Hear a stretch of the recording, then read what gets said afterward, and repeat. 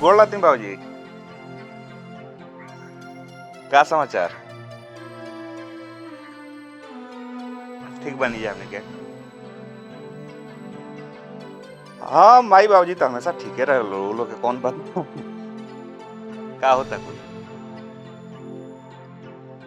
अच्छा हाँ हाँ ठीक बा तो हमू आवल चाहत रहनी हो अब थोड़ी देर में देखा था तो हमू आवे नहीं। हाँ हुई है। हाँ का खाए मार्केट से आओ तो कुछ ले लेते थी कुछ खा लेती। पिज्जा खाए पिज्जा। हाँ अरे चीखी ना बहुत अच्छा लागेला लेके आओ तनी ठीक बा। कबले आ जाए के बा घरे खेत में से कबले आम घरे तो मान लीजिए आओ तो शाम हो जाई तो सोचनी कुछ ले ले अती बनी खाई जाई तू जगह है मान लीजिए शाम हो जाई तो कौन मतलब बना है आ ना पाई आदमी तो कुछ सुनी ना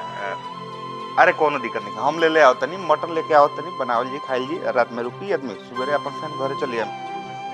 हाँ तनी उन्हें कुछ काम रहला तो उन्हें आओ तो नहीं तो कनी जे भेंट मुलाकात हो जाए। अच्छा ठीक बता सुनी ना वो पनीर भी ले ले आओ तनी पनीर बन जाई बाकी हमने मटन खाइल जाई पिज्जा लेके आओ तनी घर में गरम रही। अच्छा हाँ हाँ सबे ठीक बटे कोनो दिक्कत नहीं है हम आओ तनी नहा धो के लगभग आधा घंटा में पहुंचे तनी ठीक बा चलिए हम चलते नहीं आओ तनी तैयार होकर।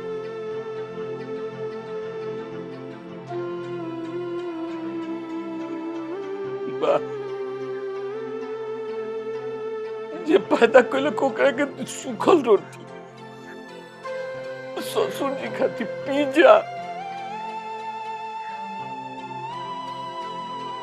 मटन खाइए ससुर जी बाबू खातिर सूखल रोटी या नमक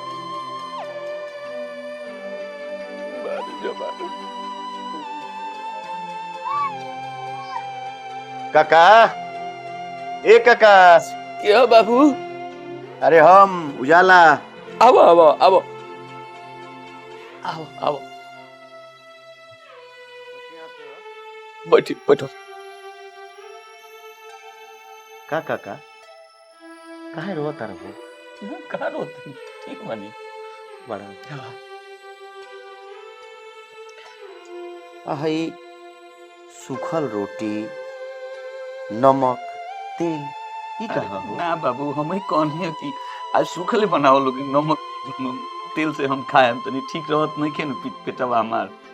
कोनी के बनाओ लोग बबुआ माने ला लोग हां लोग माने पतो तो पूछ पूछ के खियावे ले बड़ी सेवा करे ले अपनो कमी नहीं के भैया खूब माने ले है ना बहुत बहुत बहुत माने ला लोग पतोहा भी खूब माने हां वो तो बहुत सेवा करे ले